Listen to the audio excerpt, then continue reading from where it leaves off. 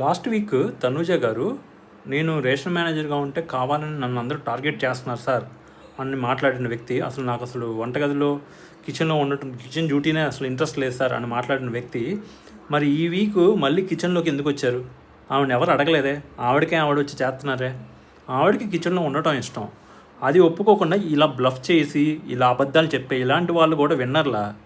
మన కర్మ కాకపోతే ప్రతి సీజన్లో స్టార్టింగ్ ఫస్ట్ 3-4 వీక్స్లో వెళ్ళిపోతారు కదండి, అలాంటి బ్యాచ్ అంతా కూడా ఈసారి టాప్ 5 అనమాట. ఎందుకంటే ఆడియన్స్ చూడలేదు, అందరూ కూడా పిఆర్ టీమ్సే కాబట్టి ఇలాంటి వాళ్ళు సర్వైవ్ అవుతున్నారు తప్ప వీళ్ళకి ఒక క్యారెక్టరైజేషన్ లేదు, బిహేవియర్ లేదు, ఒక హానెస్టీ లేదు.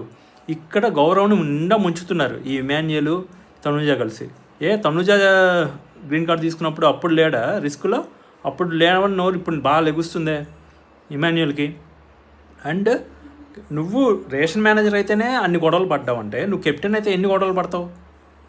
అంటే రేషన్ మేనేజర్ అవ్వకూడదు అని నువ్వు అనుకున్నావు కదా, అలానే కెప్టెన్ అవ్వకూడదు అనుకో. నువ్వు కెప్టెన్ అయితే టార్గెట్ చేస్తారు కదా నిన్ను. నువ్వు రేషన్ మేనేజర్ అయితే టార్గెట్ చేస్తారు, కెప్టెన్ అయితే టార్గెట్ చేస్తారు, నువ్వు హౌస్లో ఉంటేనే టార్గెట్ చేస్తారు. బెటర్ మీ ఇంటికి నువ్వు వెళ్ళిపో తనుజ గారు, మీ ఇంటికి మీరు వెళ్ళిపోండి. మీరు ఎక్కడున్నా మిమ్మల్ని టార్గెట్ చేస్తారు. ఇప్పుడు మీరు రేషన్ మేనేజర్గా ఉండటం వల్ల టార్గెట్ చేశారు, 36 గొడవలు అయినాయి. నాగార్జున గారు చెప్పినప్పుడు మీరేమన్నారు? నేనుంటే గొడవ చేస్తారు, నాకు అసలు ఇంట్రెస్ట్ లేదో అన్నారు. ఇప్పుడు బిగ్ బాస్ హౌస్లో ఉన్నా కూడా టార్గెట్ చేస్తారు. సో బెటర్ ఇంటికి వెళ్ళిపోండి. మీలాంటి గొప్ప గొప్ప ప్లేయర్ల యొక్క మీ బిహేవియర్ని మేము చూడలేక చచ్చిపోతున్నాం. ఏంటా డబల్ స్టాండర్డ్స్? ఏమిటా డబల్ స్టాండర్డ్స్? మీరే చెప్పారు నేను కిచెన్లోకి ఇంట్రెస్ట్ నాకు లేదు అన్నట్టు. మీరు అసలు తీసుకొని అన్నా కూడా బలవంతంగా ఇచ్చారన్నట్టే చెప్పారు. ఇప్పుడేమన్నా మీరే కిచెన్లోకి వెళ్ళి వర్క్ చేసేస్తున్నారు. దివ్యాని అడిగి మరి మీరే వెళ్ళి గ్రీన్ టీ పెడుతున్నారు, మీరే వెళ్ళి లెమన్ టీ పెడుతున్నారు, మీరే వెళ్ళి బంగాళదుంప కర్రీ చేస్తున్నారు, మీరే అన్నీ చేస్తున్నారు కదా. మరి అలాంటప్పుడు లాస్ట్ వీక్ చెప్పిన మాటలు జస్ట్ నాగార్జున గారిని జోలపట్టడానికే?